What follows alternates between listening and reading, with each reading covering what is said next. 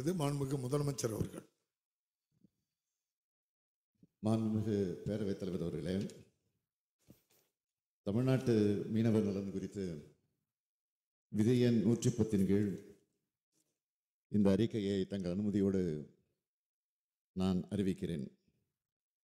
தமிழ்நாட்டு மீனவர்கள் இலங்கை கடற்படையினரால் தொடர்ந்து கைது செய்யப்படுவதை தடுக்க கடந்த 2/4/2025 அன்று தமிழ்நாடு சட்டமன்றத்தில் மீனவர்கள் பிரச்சனை குறித்து ஒரு தீர்மானத்தை நிறைவேற்றினோம். அப்பிரச்சனைக்கு ஒரு நிரந்தர தீர்வு காண்பதற்காக அந்த தீர்மானம் நிறைவேற்றப்பட்டது. கச்சத்தீவை மீட்க வேண்டும் என்றும் இலங்கை சிறையில் வாடும் நம் மீனவர்கள் நம் அனைவரையும் விடுதலை செய்ய வேண்டும் என்றும் இலங்கை கடற்படை கைப்பற்றியுள்ள படகுகளை திருப்பித் தர வேண்டும் என்றும் அதில் வலியுறுத்தியிருந்தோம். இலங்கை சென்றிருந்த மாண்புமிகு இந்திய பிரதமர் அவர்கள் இது குறித்து இலங்கை அரசிடம் பேசி நடவடிக்கை எடுக்க வேண்டும் என்றும் அதில் குறிப்பிட்டிருந்தோம். அந்த தீர்மானத்தை மாண்புமிகு இந்திய பிரதமர் அவர்களுக்கு உடனடியாக அனுப்பியும் வைத்திருந்தோம். இந்த நிலையில் மாண்புமிகு இந்திய பிரதமர் அவர்கள் இலங்கை சென்றிருந்தார். அப்போது மீனவர் விடுதலை மற்றும் கச்சத்தீவு குறித்து பெரிய அளவிலான முன்னெடுப்புகள் எடுக்கப்பட்டதாக தெரியவில்லை. மேலும் சிறையில் வாடும் 97 மீனவர்களும் சிறைபிடிக்கப்பட்டுள்ள படகுகளும் மீட்கப்பட்டு தாயகம் திரும்புவார்கள் என்ற எதிர்பார்ப்பு நிறைவேறாதது நமக்கெல்லாம் மிகுந்த வருத்தத்தையும் ஏமாற்றத்தையும் அளிக்கிறது. தமிழ்நாட்டின் கடலோர மாவட்டங்களைச் சார்ந்த மீனவர்கள் அடிக்கடி அதிக எண்ணிக்கையில் கைது செய்யப்படுவது கடந்த சில மாதங்களாக நம் அனைவரையும் கவலைக்கு உள்ளாக்கி வரக்கூடிய செய்தியாகும்.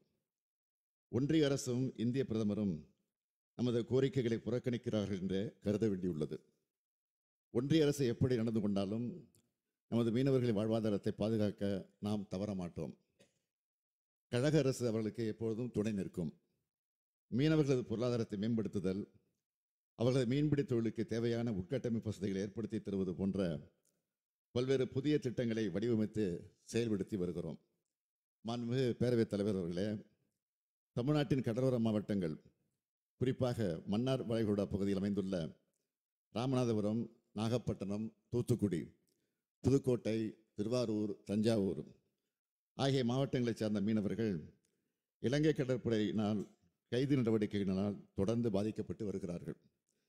இப்பகுதிகளைச் சார்ந்த மீனவர்கள் தங்கள் பாரம்பரிய மீன்பிடிப்பு பகுதிகளில் மீன்பிடிப்பிற்கு செல்லும் போது அவர்களுக்கு ஏற்படக்கூடிய இன்னல்களை களைவதற்கு ஒன்றிய அரசிற்கு அழுத்தம் கொடுத்து வந்தாலும் கூட இலங்கை கடற்படையினரால் தொடர்ந்து நமது மீனவர்கள் கைது செய்யப்பட்டு அவருடைய படகுகள் சிறைபிடிக்கப்படுவதும் அந்த படகுகள் நாட்டுடைமை ஆக்கப்படுவதுமான செயல்கள் நம்முடைய தொடர் வலியுறுத்தல்களின் கோரிக்கைகளையும் மீறி நடைபெற்று வருகிறது. எனவே இப்பிரச்சனைக்கு தீர்வு காணும் முயற்சியின் ஒரு பகுதியாக தமிழ்நாடு அரசு சில முன்னெடுப்புகளை மேற்கொண்டுள்ளது. அவற்றை தங்கள் வாயிலாக இப்பேரவைக்கும் நாட்டு மக்களுக்கும் தெரிவிக்க விரும்புகிறேன். மன்னார் வளைகுடா பகுதி மீனவர்கள் ஆழ்கடல் மீன்பிடிப்பதற்காக தெற்கு பகுதியில் இந்திய பெருங்கடல் நோக்கி செல்வதற்கு வழிவகை செய்யும் பொருட்டு தங்கச்சிமடம் பகுதியில் 150 கோடி ரூபாய் செலவில் மீன்பிடி துறைமுகம் அமைப்பதற்கு அரசாணை பிறப்பிக்கப்பட்டுள்ளது. விரைவில் இதற்கான பணிகள் துவங்கும். 60 கோடி ரூபாய் மதிப்பீட்டில் பாம்பன் பகுதியில் மற்றும் 150 கோடி ரூபாய் மதிப்பீட்டில் குந்துக்கல் பகுதியிலும் மீன்பிடி துறைமுக பணிகள் மேற்கொள்ளப்படும் என்று ஏற்கனவே நான் அறிவித்துள்ளேன். இவற்றை தவிர மன்னார் வளைகுடா பகுதியில் மீனவர்களின் வாழ்வாதாரத்தை உறுதிப்படுத்த சில புதிய வாழ்வாதார திட்டங்களை செயல்படுத்திட பின்வரும் சிறப்பு திட்டங்களை அறிவிக்கிறேன். கடற்பாசி வளர்ப்பு, பதப்படுத்துதல், மதிப்பு கூட்டப்பட்ட பொருட்கள் விற்பனை தொடர்புடைய தொழில்களுக்கு தொழில்நுட்ப பயிற்சியுடன் தேவையான உபகரணங்கள் அளித்து தொழிலில் ஈடுபட சுமார் 7000 பயனாளிகளுக்கு 52 கோடியே 33 லட்சம் ரூபாய் செலவில் சிறப்பு திட்டம் செயல்படுத்தப்படும். கூண்டு முறையில் மீன் மற்றும் சேற்று நண்டு வளர்ப்பு, பதப்படுத்துதல், விற்பனை தொடர்புடைய தொழில்களை மீனவ சமுதாய மக்கள் மேற்கொள்ள 25 கோடியே 82 லட்சம் ரூபாய் செலவில் உபகரணங்கள் வழங்கி தொடர் பணிகளும் மேற்கொள்ளப்படும்.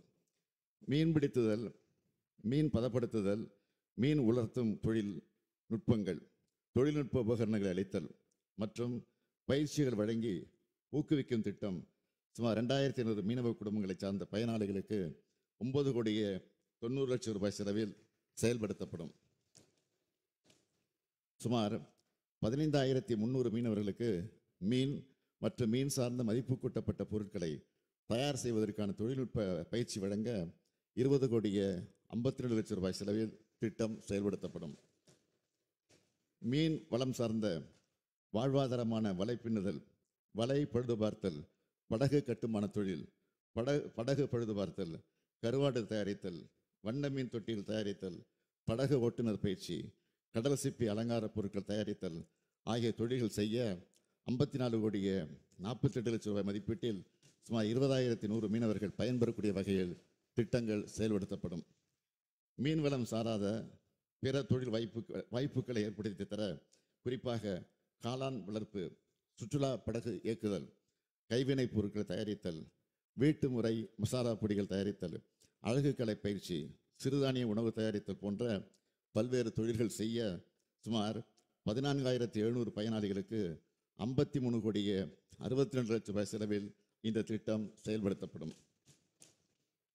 தமிழ்நாடு அரசின் மீன்வளத்துறை, மீனவர் கூட்டுறவு சங்கங்கள், மகளிர் சுய உதவிக்குழுக்கள், தொழிலாளர் நலத்துறை, தமிழ்நாடு மகளிர் மேம்பாட்டுக் கழகம், தமிழ்நாடு திறன் மேம்பாட்டுக் கழகம் போன்ற பல்வேறு அமைப்புகளும் அரசு துறைகளும் இணைந்து திட்டங்களை செயல்படுத்தும். இந்த திட்டங்களை எல்லாம் ஒருங்கிணைக்க திட்ட கண்காணிப்பு பிரிவு உருவாக்கப்பட்டு அதன் மூலம் திட்ட செயல்பாடு தொடர்ந்து கண்காணிக்கப்படும். நமது மீனவர்களின் வாழ்வாதாரத்தை காத்து மேம்படுத்தும் பொருட்டு இந்திய பெருங்கடலின் ஆழ்கடல் மீன்பிடிப்பு செய்வதற்கு ஏதுவாக ஏற்கனவே அறிவிக்கப்பட்ட மீன்பிடி துறைமுகங்கள் 360 கோடி ரூபாய் செலவில் செயல்படுத்தப்படும். மீனவர்களின் வாழ்வாதாரத்தை மேம்படுத்த 216 கோடியே 73 லட்சம் ரூபாய் செலவிடப்படும். மொத்தம் 576 கோடியே 73 லட்சம் ரூபாய் செலவில் செயல்படுத்தப்படும். இந்த திட்டங்களால் மன்னார் வளைகுடா பகுதியை சார்ந்த மாவட்டங்களின் மீனவர்கள் பெரிதும் பயனடைவார்கள். அவருடைய வாழ்வாதாரமும் மேம்படும்.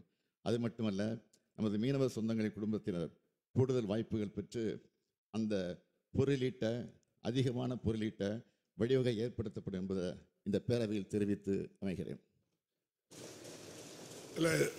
நன்றி சொல்லிக்கிட்டு நான் முக்கிய